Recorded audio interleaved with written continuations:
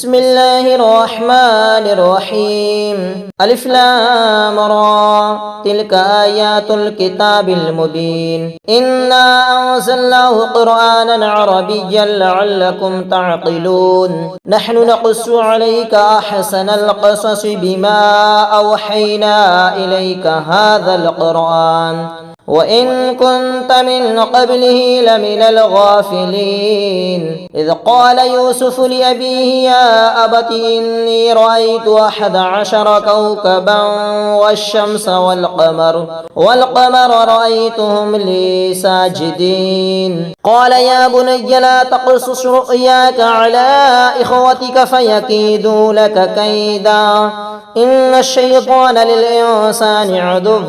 مبين وكذلك يجتبيك ربك ويعلمك من تأويل الأحاديث ويتم نعمته عليك وعلى آل يعقوب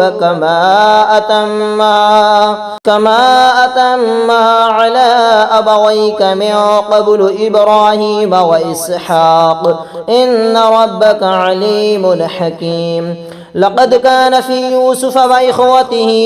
آيات للسائلين إذ قالوا ليوسف وأخوه أحب إلى أبينا منا ونحن عصبة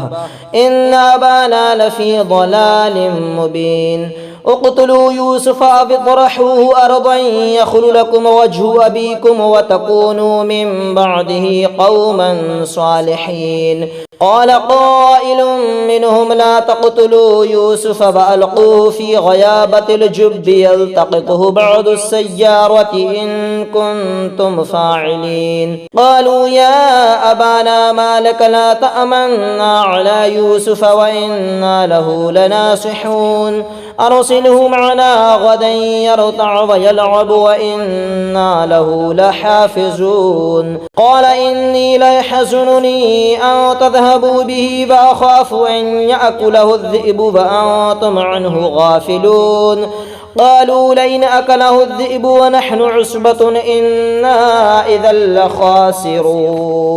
فلما ذهبوا به وأجمعوا أن يجعلوه في غيابة الجب وأوحينا إليه لتنبئنهم بأمرهم هذا وهم لا يشعرون وجاءوا أباهم عشاء يبكون قالوا يا أبانا إنا ذهبنا نستبق وتركنا يوسف عند متاعنا فأكله الذئب وما أنت بمؤمن لنا ولو كنا صادقين وجاءوا على قميصه بدم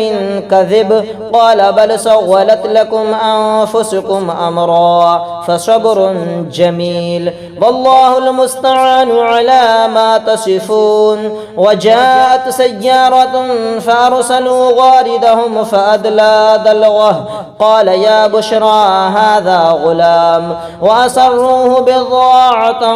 والله عليم بما يعملون وشروه بثمن بخس دراهم معدودة وكانوا فيه من الزاهدين وقال الذي اشتراه من مصر لامرأته أكرمي مثواه عسى أن ينفعنا أو نتخذه ولدا وكذلك مكنا ليوسف في الأرض ولنعلمه من تأويل الأحاديث والله غالب على أمره ولكن أكثر الناس لا يعلمون ولما بلغ أشده آتيناه حكما وعلما وكذلك نجزي المحسنين وراودته التي هو في بيتها عن نفسه وغلقت الأبواب وقالت هيت لك قال معاذ الله إنه ربي أحسن مثواي إنه لا يفلح الظالمون ولقد همت به وهم بها لولا أن رأى برهان ربه كذلك لنصرف عنه السوء والفحشاء إنه من عبادنا المخلصين واستبق الباب وقدد قميصه من دبر وألف يا سيدها لدى الباب قالت ما جزاء من أراد بأهلك سوءا إلا أن يسجن أو عذاب أليم قال هي راودتني عن نفسي وشهد شاهد من أهلها إن كان قميصه قد من قبل فصدقت وهو من الكاذبين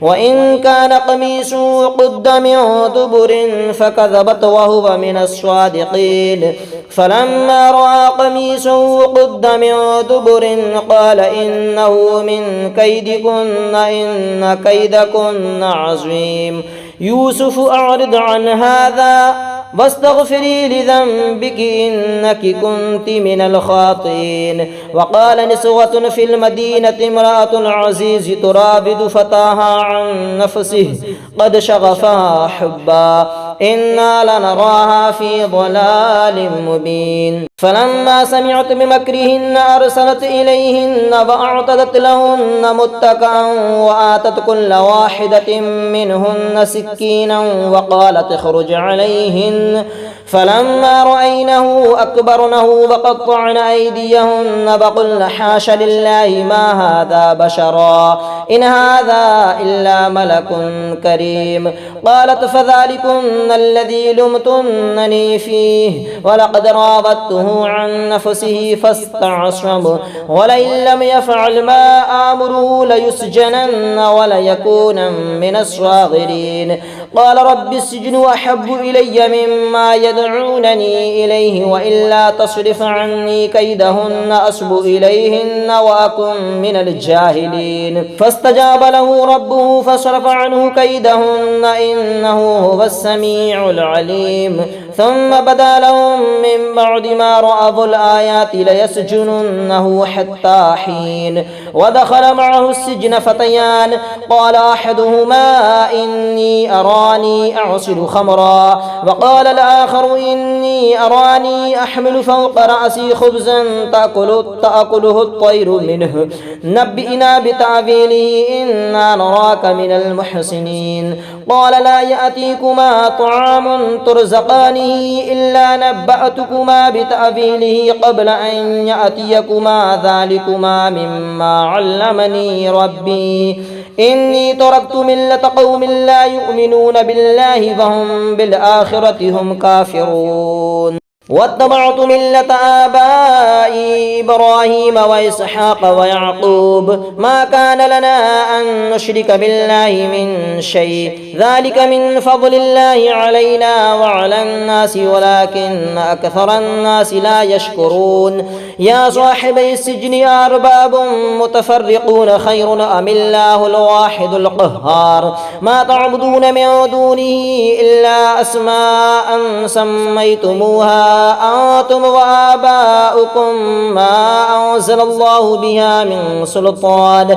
إن الحكم إلا لله أمر أن لا تعبدوا إلا إياه ذلك الدين القيم ولكن أكثر الناس لا يعلمون. يا صاحبي السجن أما أحدكما فيسقي ربه خمرا وأما الآخر فيسلب فتأكل الطير من رأسه قضي الأمر الذي فيه تستفتيان. وقال للذي ظن أنه ناج منهما اذكرني عند ربك فأنساه الشيطان ذكر ربه فلبث في السجن بضع سنين. وقال الملك إني أرى 7 بقرات سمان يأكلهن 7 عجاف و7 سنبلات خضر وأخرى يابسات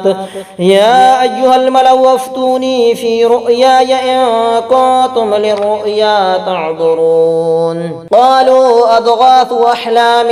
وما نحن بتأويل الأحلام بعالمين. وقال الذي نجا منهما وادكر بعد أمة أنا أنبئكم بتأويله فارسلون. يوسف أيها الصديق أفتنا في 7 بقرات سمان يأكلهن 7 عجاف و7 سنبلات خضر وأخرى يابسات لعلي أرجع إلى الناس لعلهم يعلمون. قال تزرعون 7 سنين دأبا فما حصدتم فذروه في سنبله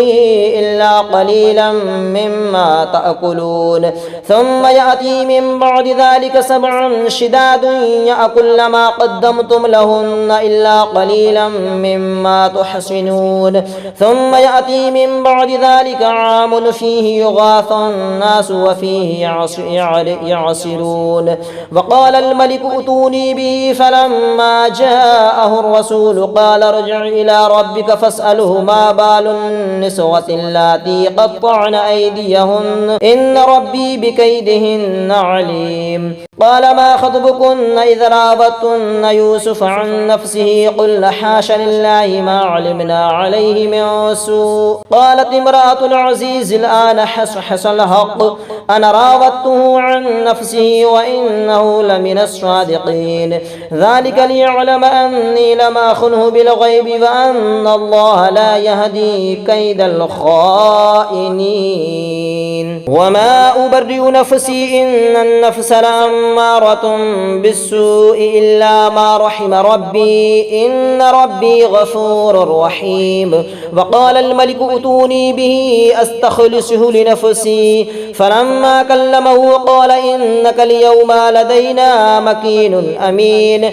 قال اجعلني على خزائن الأرض إني حفيظ عليم وكذلك مكنا ليوسف في الأرض يتبوأ منها حيث يشاء نصيب برحمتنا من نشاء ولا نضيع أجر المحسنين ولأجر الآخرة خير للذين آمنوا وكانوا يتقون وجاء إخوة يوسف فدخلوا عليه فعرفهم وهم له منكرون ولما جهزهم بجهازهم قال أتوني بأخ لكم من أبيكم ألا ترون أني أوفي الكيل وأنا خير المنزلين فإن لم تأتوني به فلا كيل لكم عندي ولا تقربون قالوا سنراود عنه أباه وإنا لفاعلون وقال لفتيانه اجعلوا بضاعتهم في رحالهم لعلهم يعرفونها إذا انقلبوا إلى أهلهم لعلهم يرجعون فلما رجعوا إلى أبيهم قالوا يا أبانا منع منا الكيل فارسل معنا أخانا نقتل وإنا له لحافظون قال هل آمنكم عليه إلا كما أمنتكم على أخيه من قبل فالله خير حافظا وهو أرحم الراحمين ولما فتحوا متاعهم وجدوا بضاعتهم ردت إليهم قالوا يا أبانا ما نبغي هذه بضاعتنا ردت إلينا ونمير أهلنا ونحفظ أخانا ونزداد كيل بعير ذلك كيل يسير قال لن أرسله معكم حتى تؤتون موثقا من الله لتأتونني به إلا أن يحاط بكم فلما آتوه موثقهم قال الله على ما نقول وكيل وقال يا بني لا تدخلوا من باب واحد وادخلوا من أبواب متفرقة وما أغني عنكم من الله من شيء إن الحكم إلا لله عليه توكلت عليه فليتوكل المتوكلون ولما دخلوا من حيث أمرهم أبوهم ما كان يغني عنهم من الله من شيء إلا حاجة في نفس يعقوب قضاها وإنه لذو علم لما علمناه ولكن أكثر الناس لا يعلمون ولما دخلوا على يوسف آوى إليه أخاه قال إني أنا أخوك فلا تبتئس بما كانوا يعملون فلما جهزهم بجهازهم جعل السقاية في رحل أخيه ثم أذن مؤذن أيتها العير إنكم لسارقون قالوا فأقبلوا عليهم ماذا تفقدون قالوا نفقد صواع الملك ولمن جاء به حمل بعير وأنا به زعيم قالوا تالله لقد علمتم ما جئنا لنفسد في الأرض وما كنا سارقين قالوا فما جزاؤه إن كنتم كاذبين قالوا جزاؤه من وجد في رحله فهو جزاؤه كذلك نجزي الظالمين. فبدأ بأوعيتهم قبل وعاء أخيه ثم استخرجها من وعاء أخيه كذلك كدنا ليوسف ما كان ليأخذ أخاه في دين الملك إلا أن يشاء الله نرفع درجات من نشاء وفوق كل ذي علم عليم. قالوا إن يسرق فقد سرق أخ له من قبل فأسرها يوسف في نفسه ولم يبدها لهم قال أنتم شر مكانا والله أعلم بما تصفون. قالوا يا أيها العزيز إن له أبا شيخا كبيرا فخذ أحدنا مكانه إنا نراك من المحسنين. قال معاذ الله أن نأخذ إلا من وجدنا متاعنا عنده إنا إذا لظالمون. فلما استيأسوا منه خلصوا نجيا قال كبيرهم ألم تعلموا أن أباكم قد أخذ عليكم موثقا من الله ومن قبل ما فرطتم في يوسف فلن أبرح الأرض حتى يأذن لي أبي أو يحكم الله لي وهو خير الحاكمين. ارجعوا إلى أبيكم فقولوا يا أبانا إن ابنك سرق وما شهدنا إلا بما علمنا وما كنا للغيب حافظين واسأل القرية التي كنا فيها والعير التي أقبلنا فيها وإنا لصادقون. قال بل سولت لكم أنفسكم أمرا فصبر جميل عسى الله أن يأتيني بهم جميعا إنه هو العليم الحكيم. وتولى عنهم وقال يا أسفا على يوسف وابيضت عيناه من الحزن فهو كظيم. قالوا تالله تفتأ تذكر يوسف حتى تكون حرضا أو تكون من الهالكين. قال إنما أشكو بثي وحزني إلى الله وأعلم من الله ما لا تعلمون. يا بني يذهبوا فتحسسوا من يوسف وأخيه ولا تيأسوا من روح الله إنه لا ييأس من روح الله إلا القوم الكافرون. فلما دخلوا عليه قالوا يا أيها العزيز مسنا وأهلنا الضر وجئنا ببضاعة مزجاة فأوفنا الكيل وتصدق علينا إن الله يجزي المتصدقين. قال هل علمتم ما فعلتم بيوسف وأخيه إذ أنتم جاهلون. قالوا أئنك لأنت يوسف قال أنا يوسف وهذا أخي قد من الله علينا إنه من يتق ويصبر فإن الله لا يضيع أجر المحسنين. قالوا تالله لقد آثرك الله علينا وإن كنا لخاطئين. قال لا تثريب عليكم اليوم يغفر الله لكم وهو أرحم الراحمين. اذهبوا بقميصي هذا فألقوه على وجه أبي يأتي بصيرا وأتوني بأهلكم أجمعين. ولما فصلت العير قال أبوهم إني لأجد ريح يوسف لولا أن تفندون. قالوا تالله إنك لفي ضلالك القديم. فلما أن جاء البشير ألقاه على وجهه فارتد بصيرا قال ألم أقل لكم إني أعلم من الله ما لا تعلمون. قالوا يا أبانا استغفر لنا ذنوبنا إنا كنا خاطئين. قال سوف أستغفر لكم ربي إنه هو الغفور الرحيم. فلما دخلوا على يوسف آوى إليه أبويه وقال ادخلوا مصر إن شاء الله آمنين. ورفع أبويه على العرش فخروا له سجدا وقال يا أبت هذا تأويل رؤياي من قبل قد جعلها ربي حقا وقد أحسن بي إذ أخرجني من السجن وجاء بكم من البدو من بعد أن نزغ الشيطان بيني وبين إخوتي إن ربي لطيف لما يشاء إنه هو العليم الحكيم. رب قد آتيتني من الملك وعلمتني من تأويل الأحاديث الأحاديث فاطر السماوات والأرض أنت وليي في الدنيا والآخرة توفني مسلما وألحقني بالصالحين ذلك من أنباء الغيب نوحيه إليك وما كنت لديهم إذا جمعوا أمرهم وهم يمكرون وما أكثر الناس ولو حرصت بمؤمنين وما تسألهم عليه من أجر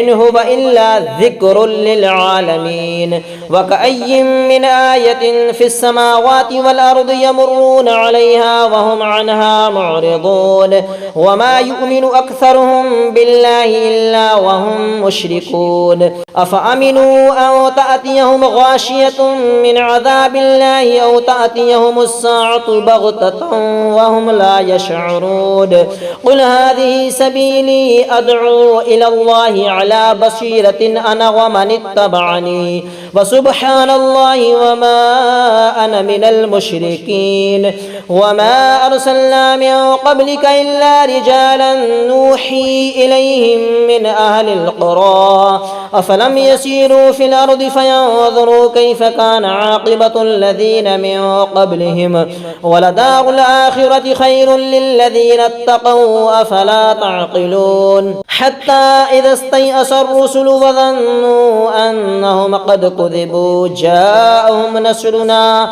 فنجي من نشاء ولا يرد بأسنا عن القوم المجرمين لقد كان في قصصهم عبرة لأولي الألباب ما كان حديثا يفترى ولكن تصديق الذي بين يديه وتفصيل كل شيء وهدى ورحمة لقوم يؤمنون.